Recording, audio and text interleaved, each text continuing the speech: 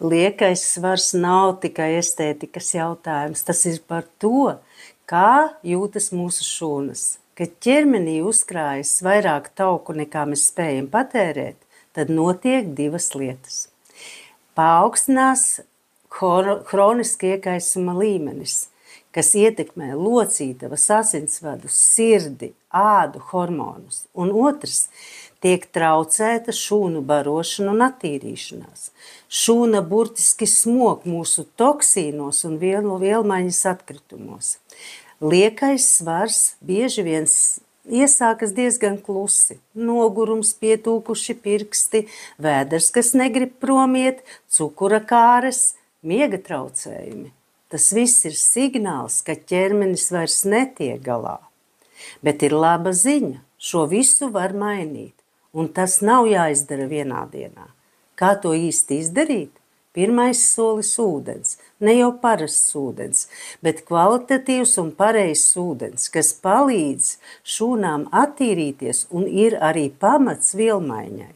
Ja zarnu trakts, aknas, nieres, limfa ir aizsērējuši, ķermenis nespēja normāli dedzināt taukus.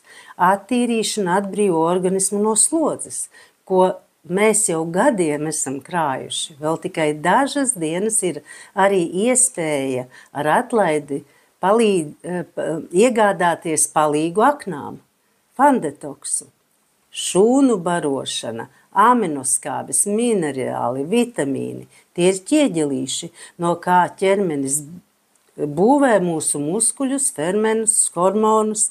Bez barības nav enerģijas, un bez enerģijas nav arī svara normalizācijas, kustības. Nav jau jāskrien maratons. Ja ķermenis ir attīrīts un paēdis šūnu līmenī, tas sāk kustēties viegli un patīkami. Liekais svars nav sots. Tas ir signāls, kad mēs ķermenim dodam to, ko viņam vajag, un tiešām tas sāk strādāt mūsu labā, nevis pret mums.